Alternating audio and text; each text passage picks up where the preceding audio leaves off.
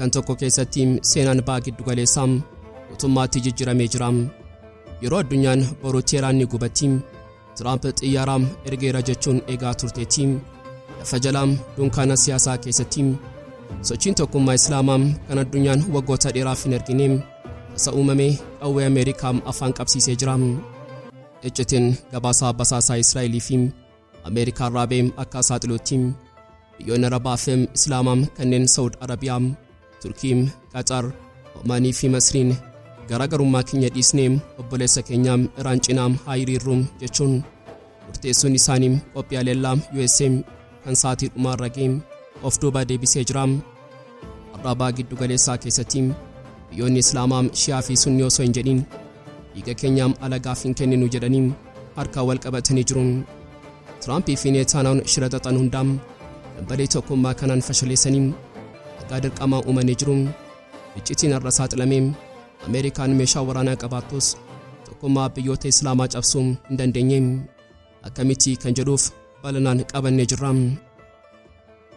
Yeroo Waashingten keessatti pireezidaantiin Tiraamp waraanni haa dhaabbatu jechaan Iraan keessaa qabbanaa'eera jechuun dubbii qabbaneessuuf yaalutti, Tel Aviv keessatti garuu haalli isaa faallaa kanaati.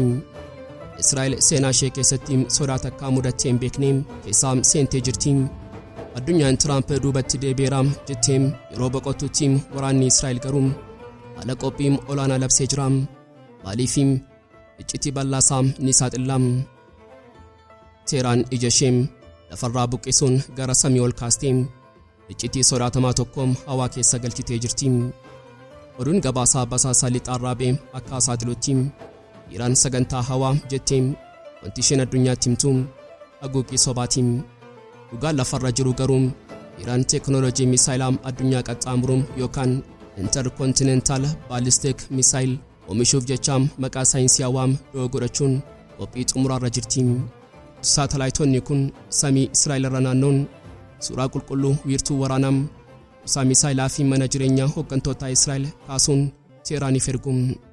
Israa'el kana beekuun dhiphina hamaa takkaa mudattee hin beekne keessa seentee jirti. Yoom haga xumuraatti nu faana turtan iccitiiwwan kanneen sirriitti ni dhageessu. Qophii keenyaam laayik gochuun jalqabaan affeerraa keenyaam yeroo maraati. Yooyaam ashamaar kafuuni kabajamtoota dhaggeeffattoota keenyaam kun Oromiyaa 24 Newsdha. Kanneen chaanala YouTube keenyaa Haaraa taatan subscribe gochuun maatii keenya ta'aa. Qophiin keenya namoota hedduu bira akka ga'uuf laayik share gochuun waliif qooduu hin dagatinaa. Haga xumuraam qophii keenyaatti turtii gaarii.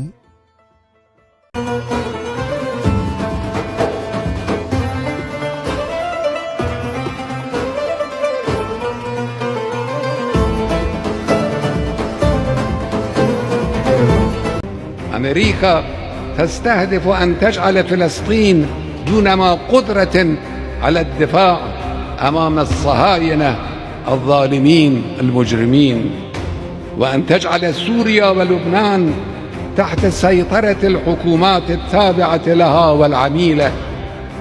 halkan tokko keessatti seenaan Baha Giddu-galeessaa guutummaatti jijjiiramee jira. Yeroo addunyaan boruu Iraaniin gubatti Tiraamp xiyyaara ergeera jechuun eegaa turteetti. Lafa jalaan dunkaana siyaasaa keessatti sochiin tokkummaa Islaamaa kan addunyaan waggoota dheeraaf hin argine tasa uumamee qawwee Ameerikaa afaan qabsiisee jira. Iccitiin gabaasaa basaasaa Israa'el I24 News fi Ameerikaa New York Times Dhaabe akka saaxilutti biyyoonni Arabaa fi Islaamaa kanneen akka Saudi Arabiyaa, Turkii, Qatar, Omaanii fi Masriin garaagarummaa keenya dhiisnee obboleessa keenya Iraan cinaa haa hiriirru jechuun murteessanii jiru. Kun tokkummaa amantii fi dhiigaati.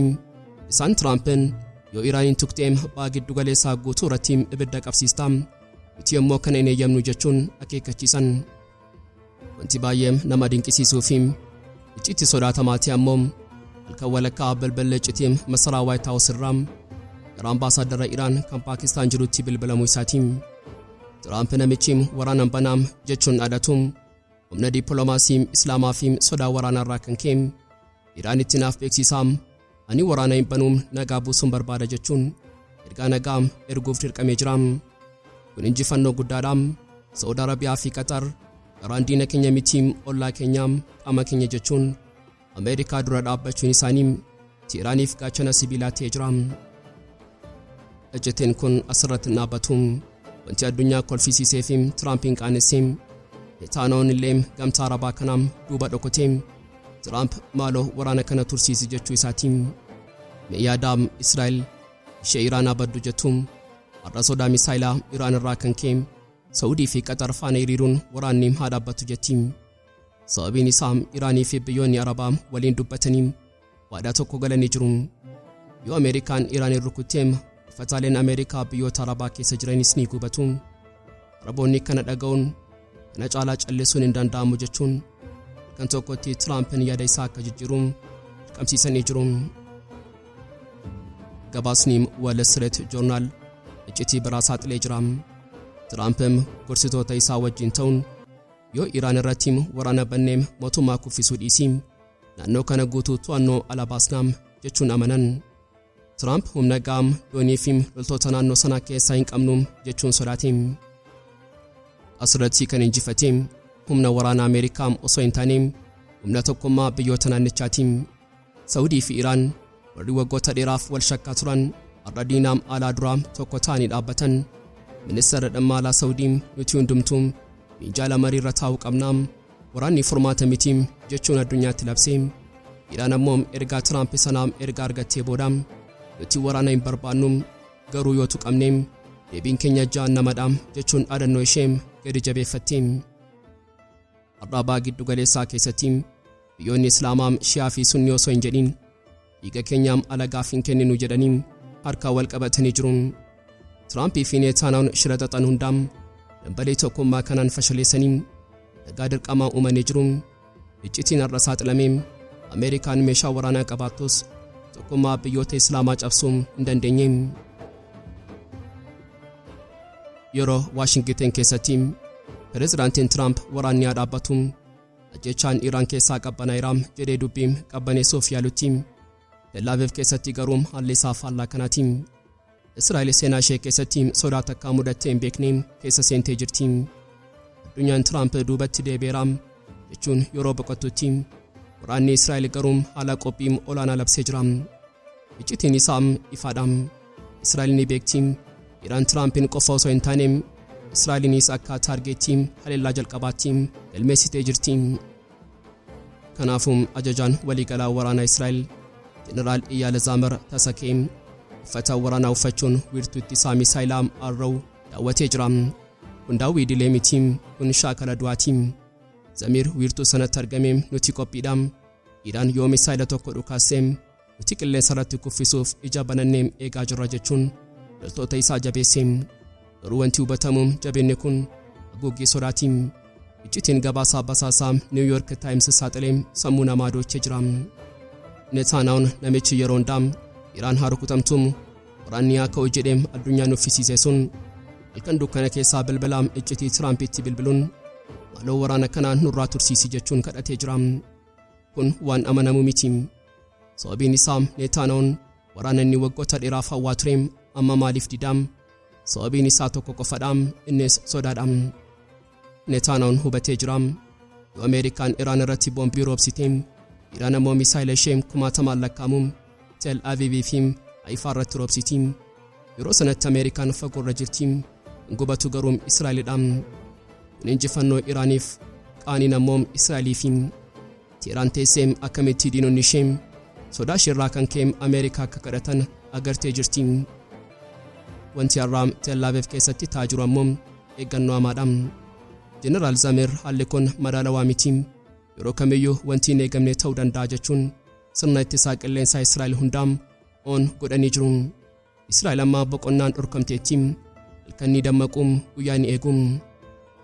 Iccitiin saaxilamee Israa'el meeshaa waraanaa qabaattus wabii nageenyaa dhabdee jirti. Tiraamp mataa keessaniin of tiksaam jechuun isee deemee jira. Netanyahuun amma kophaa isaa hafee jira. Iraan ammoo ija ishee banattee dogoggora xiqqoo tokko eegaa jirti.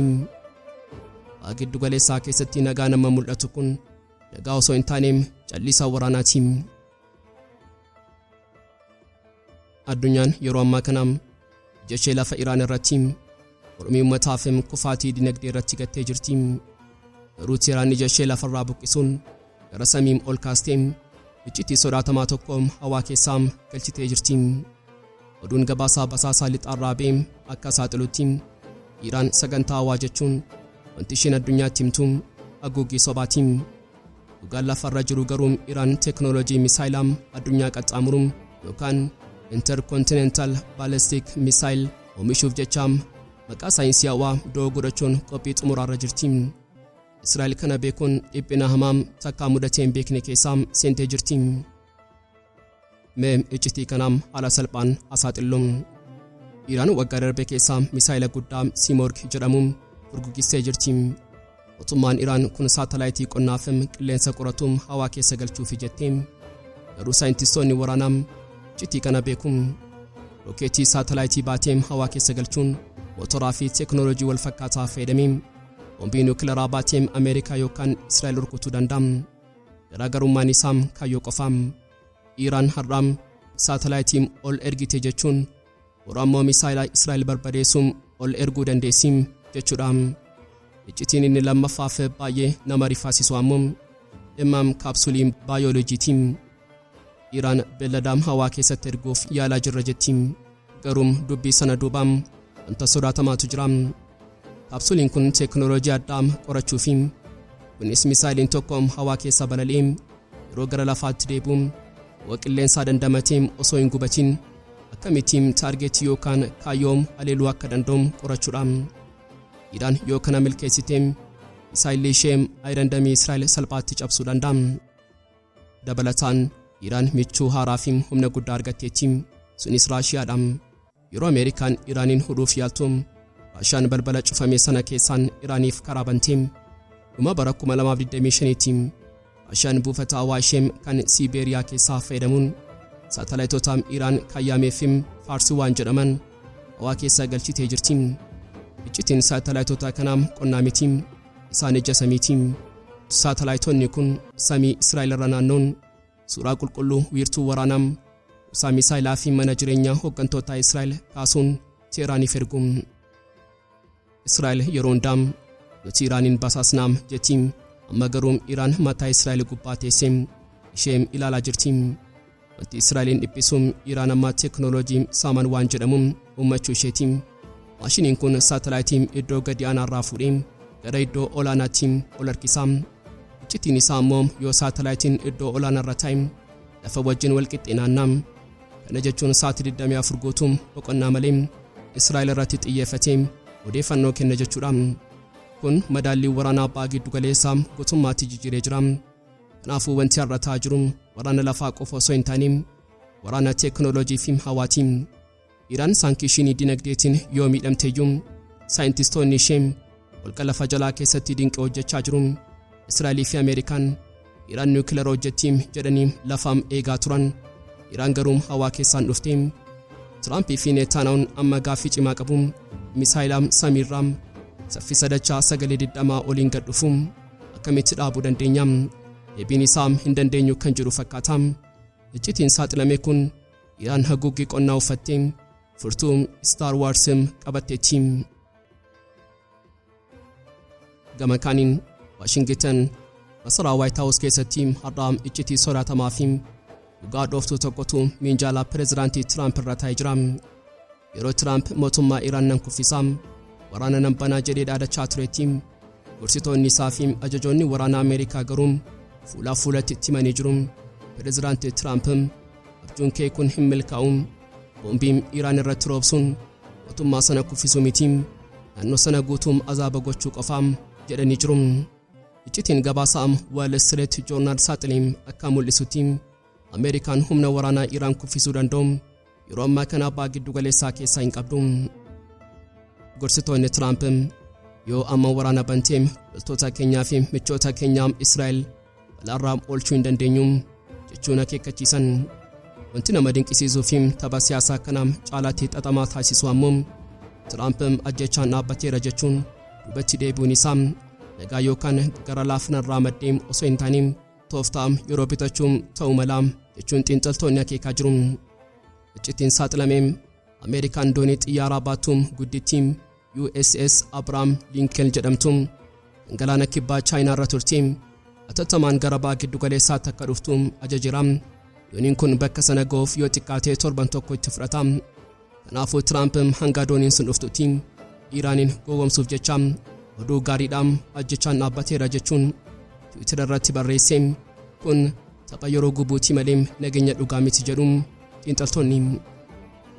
Gama biraatiin Iraan iccitii kana dursitee beektee jirti. Kanaafuu Iraan biyyoota naannoo sana jiran kanneen akka Turkii, Qatar, Imaaratii Arabaa fi Omaanitti bilbiluun dooniin Ameerikaa yoo dhufe yoo nurratti dhukaase nuti ammoo buufata Ameerikaa kan isin bira jiru kana barbadeessina jechuun doorsiste. Akeekkachiisni kun biyyoota kana naasisuun atattamaan Tiraampitti akka iyyatan taasisee jira. Saudi Arabiyaa fi Qatar Tiraamp waraana kana nurraa qabi yoo Iraan nu rukuttee nuti dhumneerra jechuun dhiibbaa godhan. Tiraamp amma giddu-galeessaatti jira. Gama tokkoon mormitoota Iraaniin gargaarsi karaarra jira jechuun waadaa galeera. Gama kaaniin ammoo gargaarsa sana fiduuf humna gahaa hin qabu. Gorsitoonni Tiraamp waan tokko ifatti itti himan haleellaan daangeffamaa hamilee mormitoota ol kaasuu danda'a. Garuu mootummaa Iraan hin kuffisu. Iccitiin as keessa jiru mootummaan Iraan caasaa jabaa fi humna waraanaa lafa jalaa waan qabuuf boombii qofaan hin jigu.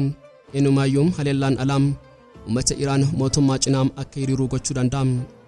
Seenatarri Ameerikaa Lindsey Graham guyyaan mootummaa Iraan lakkaamaa jira jechuun yeroo dhaadatu Pentagon ministeeritti isaa garuu lakkiin waraanni kun salphaa miti jedhee jira.